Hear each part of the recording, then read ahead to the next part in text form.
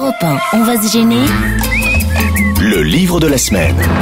Voilà un titre original pour ce livre qui vient de sortir aux éditions POL, L'absence d'oiseaux d'eau, écrit par Emmanuel Pagano.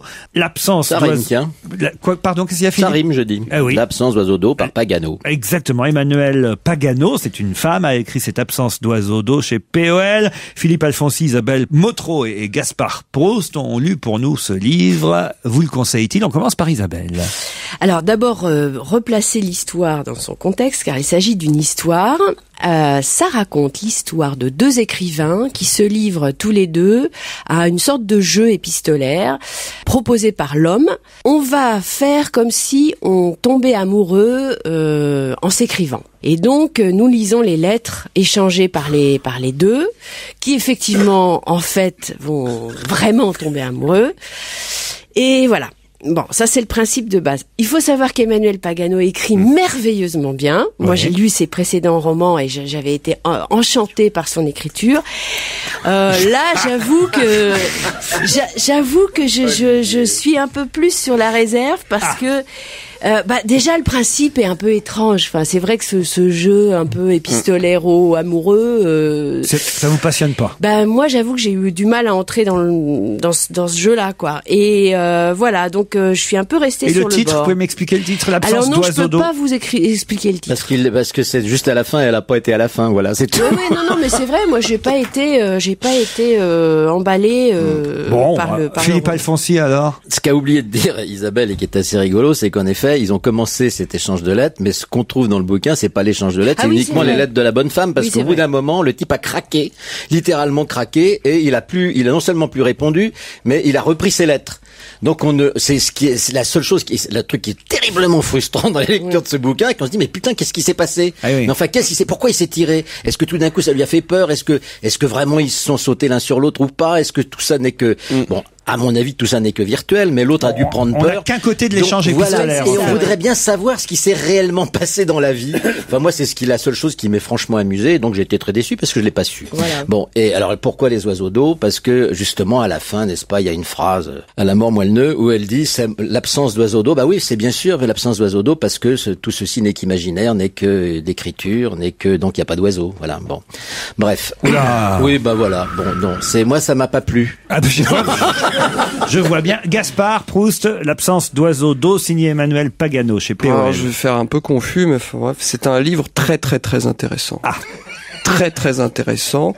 Bien sûr d'un point de vue littéraire, parce qu'il nous en dit beaucoup sur la générosité de Gustave Flaubert. Je m'explique. Si Gustave Flaubert a écrit Emma Bovary, c'est parce que s'il lui avait laissé la plume, on aurait sans doute eu droit à ça.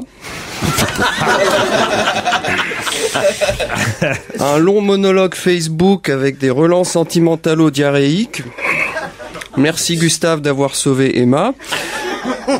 C'est un livre essentiel d'un point de vue anthropologique. Pourquoi ?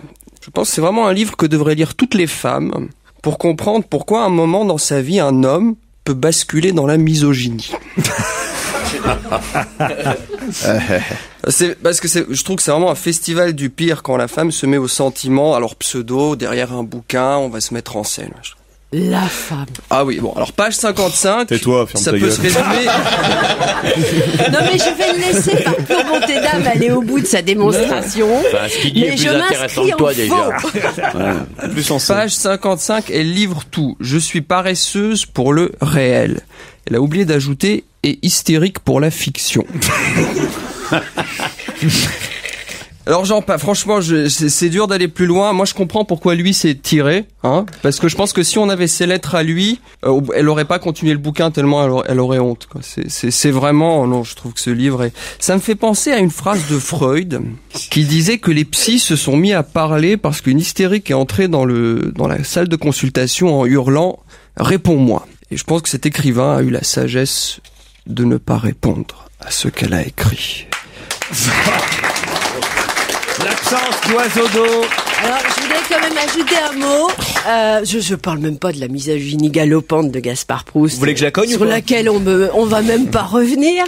Non, mais je voudrais quand même insister pour que les auditeurs lisent les d'autres livres. Romans précédents d'Emmanuel Pagano. Moi, c'est vrai que j'ai pas aimé celui-là, mais franchement, c'est quelqu'un qui écrit divinement bien. Vraiment, c'est magnifique. Un lapsus révélateur. Oui, non, mais franchement. Des fois, elle dit des trucs, mais franchement, elle se branle sur, mais c'est pas un livre, c'est une fiction pour cacher son truc. Et après, elle rajoute, alors une phrase terrible, mais j'ai jamais lu un truc aussi sordide. J'aimerais écrire un roman sur les genoux de l'homme que j'aime. Enfin, c'est genre, papa, apprends-moi à écrire. Enfin, c'est horrible, quoi. Bon, écoutez, on va pas insister. Alors, effectivement, faisons confiance à Isabelle Motro qui nous dit, lisez plutôt les livres précédents d'Emmanuel Pagano. Pour ceux qui, quand même, voudraient lire L'absence d'oiseau d'eau, le dernier, c'est chez POL.